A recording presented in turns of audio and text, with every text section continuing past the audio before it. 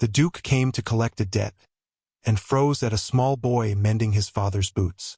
The rain fell in a relentless, weeping sheet against the grimy panes of the cottage window, a miserable percussion that mirrored the frantic beating of Alara's own heart.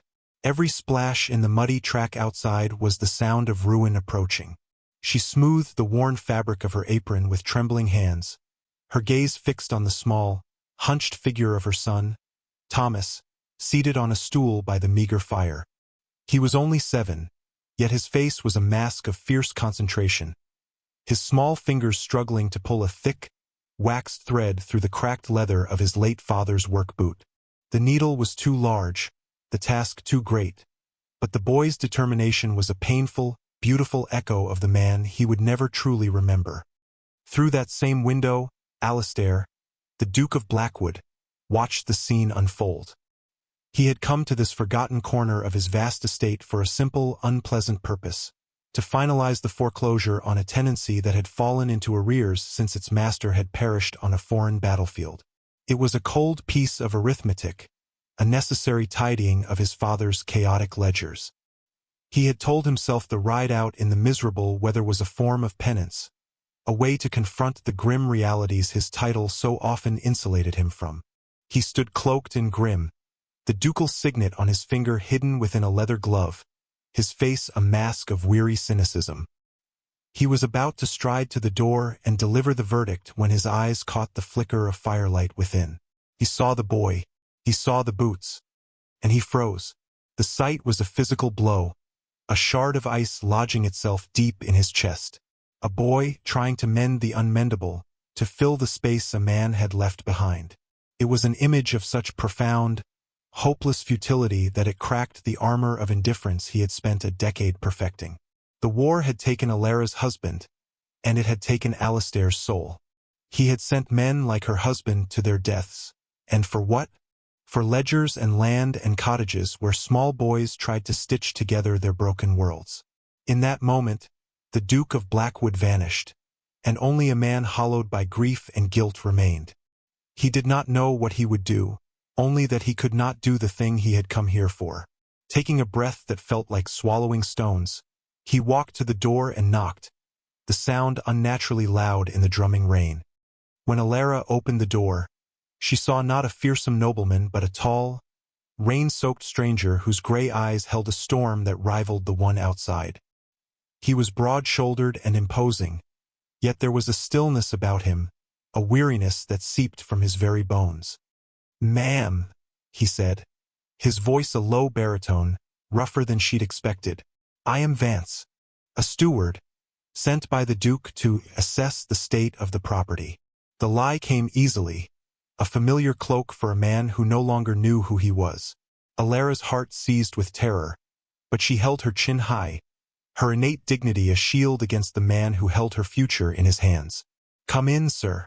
Out of the rain, she stepped back, ushering him into the small, single room that was her entire world. It was threadbare, the furniture scarred with age, but it was impeccably clean. The air smelled of wood smoke and damp earth. Thomas looked up, his eyes wide and wary, the boot still clutched in his lap. Alastair, Vance, felt the oppressive weight of his deception settle upon him. He had intended to observe, to understand, but being inside this small pocket of defiant life felt like an intrusion, a desecration. Alara offered him the only other chair, a gesture of hospitality that felt like a judgment. She ladled a thin, vegetable broth into a bowl and placed it before him, an offering of nearly all she had. He could not bring himself to eat. "My task," he began, the words tasting like ash, "is to remain for a few days, to survey the land, the cottage. The Duke requires a full report before a final decision is made." He was creating a fiction, a space in which to grapple with the ghost the boy and his boots had raised within him. Alara's gaze was direct, her fear hidden behind a layer of cool composure. "There is little to survey, sir. The land is poor, but I have plans. A larger kitchen garden. I hope to acquire a few chickens come spring. My husband, he was a good farmer. I learned from him." She spoke of the dead man with a simple, unwavering love that twisted the knife of Alastair's guilt. He was the reason her husband was gone. His orders, his war. This was not just a debt of coin, but a debt of blood. He nodded, unable to speak, the warmth from the small hearth failing to reach the chill in his soul. The reluctant proximity was a torment.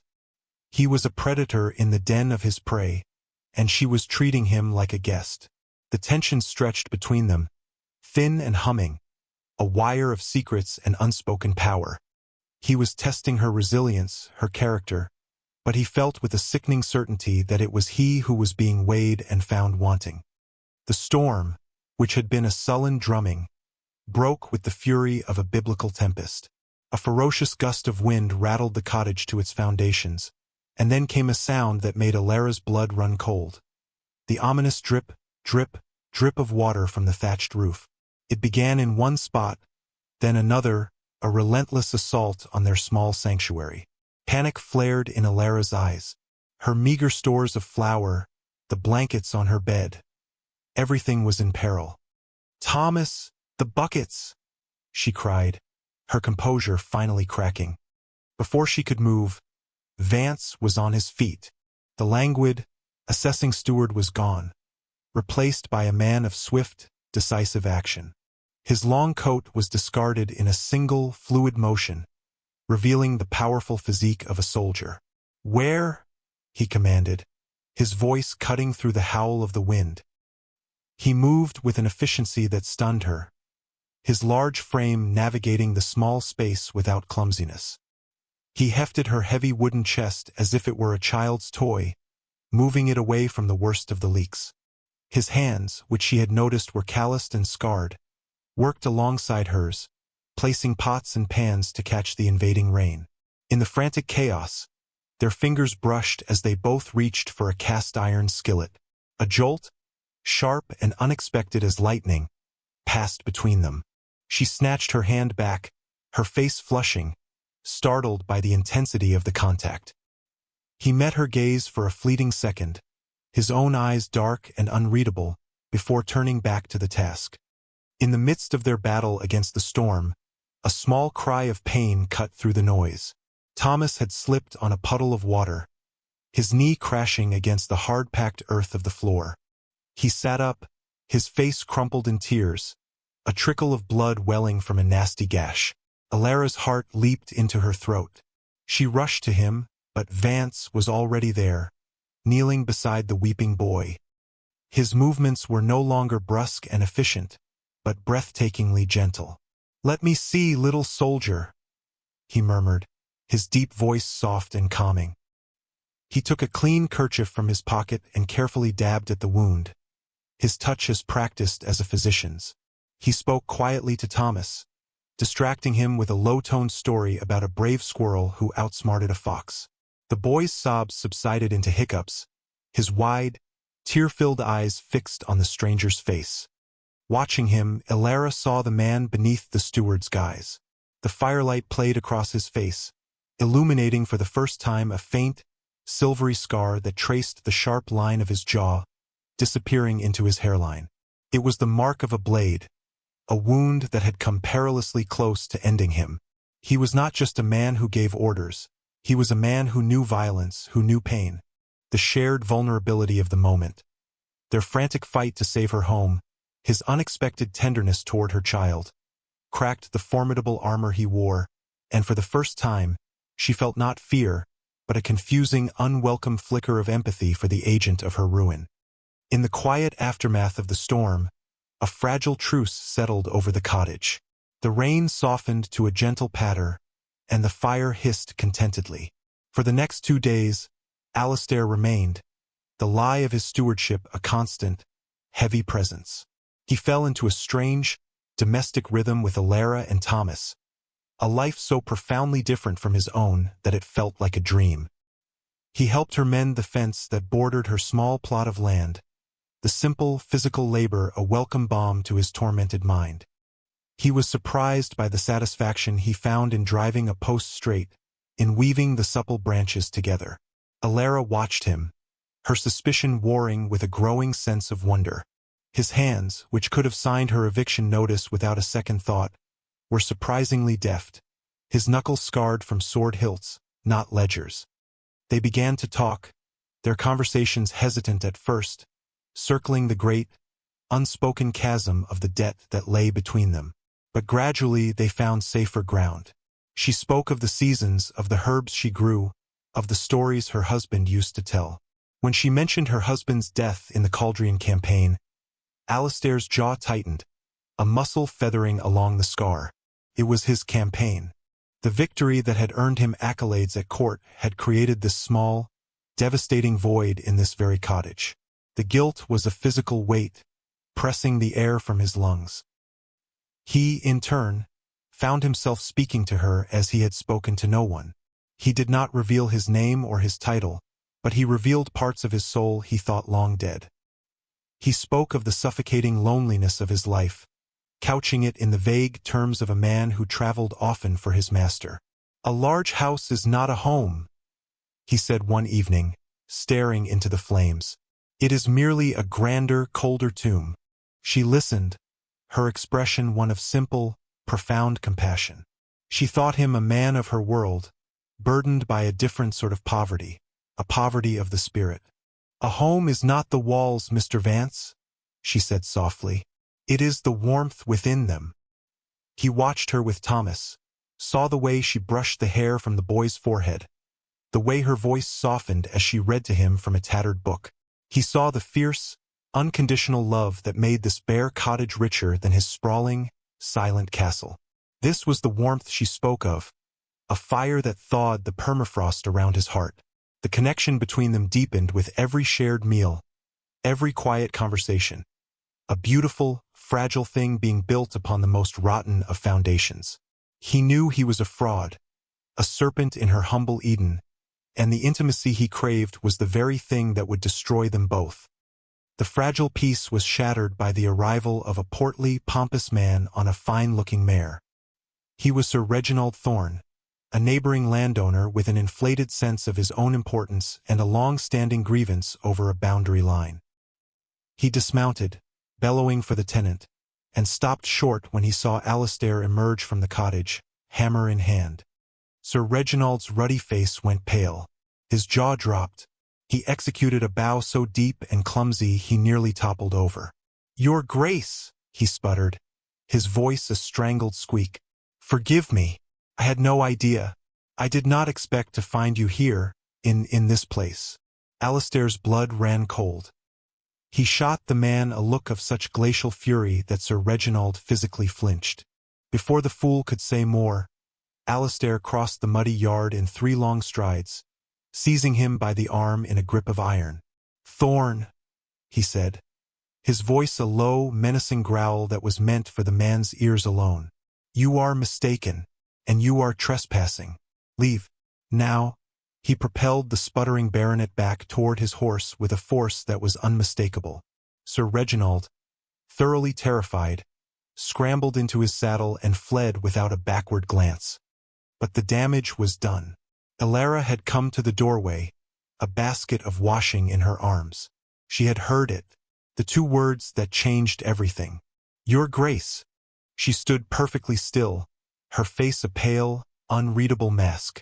When Alistair turned back to face her, the tentative warmth in her eyes was gone, replaced by a chilling suspicion. "What did he call you?" she asked, her voice quiet, but sharp as splintered glass. Panic, an emotion Alistair had not felt since the battlefield, clawed at his throat. He could not tell her. Not now, not like this. To confess now would be to confirm her worst fears. That he was a predator, toying with her. "He was mistaken," Alistair said, the lie clumsy and thin. "He mistook me for my employer, the Duke. I am told there is a resemblance." He saw in her eyes that she did not believe him. The trust he had so carefully, so deceitfully cultivated, had fractured. The seed of doubt was planted, and he knew it would grow into a bitter harvest. The stakes had been raised to an impossible height. The lie had become a cage, and the bars were closing in. The thought of leaving her was now an agony, but the thought of staying, of waiting for the inevitable moment of catastrophic revelation, was a torment beyond bearing. He was caught in a trap of his own making, and his heart, so recently and astonishingly reawakened, began to break. That evening, the silence in the cottage was a living thing, heavy and suffocating. Every creak of the floorboards, every spit of the fire, seemed to mock the easy companionship they had so briefly shared. Unable to bear it, Alistair found her outside in the small patch of garden she tended with such care. The moon was a sliver of silver in the ink-black sky, and the damp earth smelled of rain and new life. She was kneeling, her bare hands buried in the soil as if seeking an anchor in a world that had suddenly tilted on its axis. He stood behind her, the chasm between them feeling as wide as his entire dukedom. He knew he had to give her something of the truth, a piece of himself to bridge the gap his lie had created. "Alara," he began, his voice raw. She did not turn. "You should not be here." "I know," he admitted. "But I cannot. I have not felt at peace in a decade. Not since the war. Not until I came to this place." It was the truest thing he had ever said. He walked closer, stopping just behind her. "The scar," he said, his voice dropping to a near whisper. "The one on my jaw. It was not a dueling accident, or some gentleman's quarrel." She slowly rose and turned to face him, her expression guarded. "It was from the Caldrian campaign," he confessed, his gaze locked on hers. From the battle at Blackwood Ridge, he saw the flicker of recognition in her eyes. It was the very battle that had claimed her husband. "I was there. I saw things no man should see. I lost men who were like brothers to me. This, at least, was no lie. The grief was real, a wound that had never healed. It was a partial truth, a desperate offering from a man drowning in his own deceit." Her defensiveness softened, her anger momentarily eclipsed by the raw pain she saw in his eyes. This was a language she understood. Grief was a country they both inhabited. Her heart, which had been hardening against him, ached with a sudden, sharp pang of sympathy. He was not just the cold steward, not just the man Sir Reginald had bowed to. He was a survivor, marked by the same war that had marked her. He took a hesitant step closer, his hand coming up as if of its own accord. His thumb, rough and calloused, gently traced the line of her cheekbone. The touch was electric, a silent communication that bypassed all the lies and secrets between them. The air grew thick, charged with a longing that was both beautiful and tragic. He saw the conflict in her eyes, the suspicion warring with a powerful, burgeoning affection that mirrored his own. He leaned in, closing the final distance between them. His kiss was not one of conquest or entitlement, but of desperation and supplication. It was a kiss that tasted of rain and wood smoke and a decade of unspoken sorrow. For a breathtaking moment, she responded, her hands coming up to rest on his chest. In that kiss, there was a glimpse of a future that could never be, a profound connection built on the precipice of its own destruction. It was the highest point of their intimacy, the calmest moment before the inevitable, devastating storm. The storm broke the next morning with the arrival of a sleek black carriage, its lacquered doors emblazoned with the imposing, all-too-familiar crest of the Duke of Blackwood. A man in crisp, severe livery stepped out, a leather portfolio tucked under his arm. He approached the cottage with an air of officious purpose, his eyes scanning the humble dwelling with unconcealed disdain. Alistair saw him from the doorway and his blood turned to ice. It was his secretary, Fordham, a man of meticulous and unimaginative efficiency. Alistair had sent a message to delay all ducal business, but Fordham, ever diligent, had clearly acted on prior instructions. "Your Grace," Fordham said, bowing stiffly as he reached the cottage. He did not seem to see Alara, who had frozen just behind Alistair, her hand flying to her throat. "As per your standing orders, I have brought the foreclosure documents for the tenancy of Alara Vance. They require only your signature.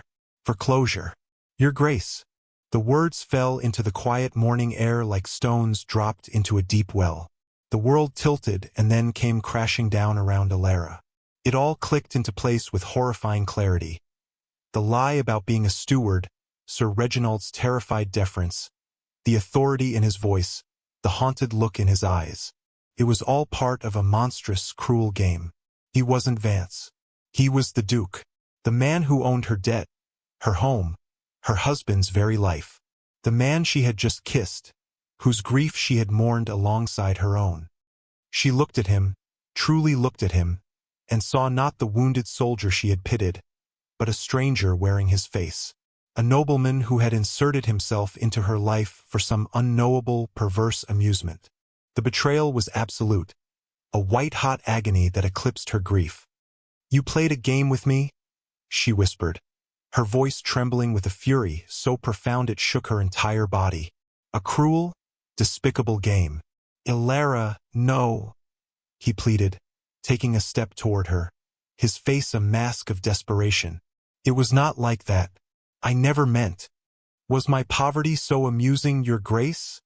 She spat the title like a curse. "Was my grief a novelty to distract you from your ducal boredom? Did you enjoy watching the little widow struggle?" Every word was a lash, and he deserved every one. He tried to explain, to tell her about the boy and the boots, about the way she had broken through his armor, but his words were meaningless ash in the face of his deception. She held up a hand, her eyes blazing with a strength he had never seen. "Get out," she said, her voice no longer whispering, but ringing with the low, final command of a queen. "Get out of my house. Get off my land." He left. There was nothing else to do. The ride back to Blackwood Manor was a blur of self-loathing. The castle, when he arrived, was no longer a sanctuary of solitude, but a cold, echoing monument to his failure. The silence of the great halls screamed his hypocrisy. He had judged his father for being a cruel, detached landlord, yet what had he done? He had used his power to lie, to insinuate himself into the life of a vulnerable woman, all to soothe his own wounded soul. He saw himself with sickening clarity, a coward, hiding behind a false name, seeking a warmth he had done nothing to earn. He had not been testing her. He had been hiding from the empty man he had become. The Duke of Blackwood had everything, and he was nothing. Meanwhile, Elara's heartbreak did not break her. It forged her. After the tears of rage and betrayal had dried, a cold, hard resolve settled in her heart. She would not be a tragic figure in a nobleman's fleeting drama. She would not wait for his pity or his eviction notice. She was more than her debt, more than her grief. She was Thomas's mother, and she was the keeper of her own dignity. With methodical purpose, she began to pack their few, precious belongings into a small cart. The worn boots her son had tried to mend, her husband's books, a small, carved bird he had made for her. She would go to the village, perhaps even the city, and find work. She would scrub floors, take in laundry, do whatever it took. She would not be a victim. She would leave on her own terms, her head held high, the master of her own small, fractured fate. Alistair learned from a frantic message from his estate manager that Elara was preparing to abandon the cottage. The thought of her and Thomas, homeless, heading for the uncertain misery of the workhouse, was a physical blow. It was the final, damning consequence of his actions. He knew what he had to do. It was not enough to feel remorse. He had to make restitution. He did not take his carriage. He rode back, not as a duke, but as a man on a simple gelding, mud splattering his fine breeches. He did not go to the cottage. He rode directly to the village square, the hub of his estate, where his tenants regarded him with a mixture of fear and resentment. He dismounted and stood on the steps of the small chapel, calling them to him. A crowd gathered, their faces wary and suspicious. In a clear, strong voice that carried across the square, he did what he should have done years ago. He publicly renounced the predatory debt contracts his father had put in place. Then he went further. "By ducal decree," he announced, the words feeling real and purposeful for the first time in his life, "the outstanding tenancy debts for any family on this estate who lost a husband, son, or father in the Caldrian campaign are hereby cancelled. In full." A stunned silence fell, followed by a wave of disbelieving murmurs. He did not wait for their gratitude. He had not earned it. He mounted his horse and rode the final mile to her cottage. She was outside just as the manager had said. Thomas stood beside her, his small hand clutching hers. A pathetic bundle of their belongings sat at her feet. She watched him approach, her face pale but resolute, her eyes holding no warmth, only a weary judgment. He dismounted and walked toward her, stopping a respectful distance away. He held out a rolled parchment, sealed not with his ducal crest, but with plain wax. "This is not a gift," he said, his voice raw with an emotion he no longer tried to hide. "It is a restitution. It is the deed to this cottage and the 10 acres surrounding it. It is yours." Free and clear he paused, his throat tight. "It is the first payment on a debt that I can never truly repay. A debt I owe to you, and to your husband." Alara looked from the parchment to his face. The arrogance of the Duke was gone. The cynicism of the steward was gone. In their place was a man stripped bare, his grief and his regret etched into every line of his face. She saw Alistair. She saw the man who had knelt to comfort her crying son, the man who had spoken of his own deep loneliness by her fire. The grand, public gesture in the village was not a trick. It was a transformation. "And what of us?" she asked, her voice barely a whisper, the question that held the weight of both their futures. His shoulders slumped, as if in relief that she had asked, and in terror of her answer. "That is for you to decide," he said, his gaze unwavering. "I have no right to ask for anything from you, Alara. Not your time, not your trust, not your forgiveness. But I will spend the rest of my days trying to be a man worthy of standing on this land with you, if you will only let me try." She looked down at Thomas, who was staring up at the tall, sad man with a child's open curiosity. She looked at the deed in his outstretched hand, the tangible proof of her freedom. Then she looked at the cottage, her home, the place she had fought for. Slowly, she reached out and took the parchment from him. A small, tremulous smile touched her lips. "You may begin," she said. 6 months later, sunlight, thick and golden as honey, streamed through the newly glazed window of the cottage. Alistair, the Duke of Blackwood, was on the floor, his fine coat discarded, his shirt sleeves rolled up to his elbows. He was helping Thomas fix the broken wheel on a small wooden horse. His ducal signet ring flashed in the light as he showed the boy how to hold the tiny nail steady. Laughter, real and unburdened, filled the small room. Alara stood in the doorway, watching them, one hand resting protectively on the gentle swell of her belly. The future was no longer a threat, but a quiet, growing promise. Alistair looked up and met her eyes, his smile filled with a peace that had once been unimaginable.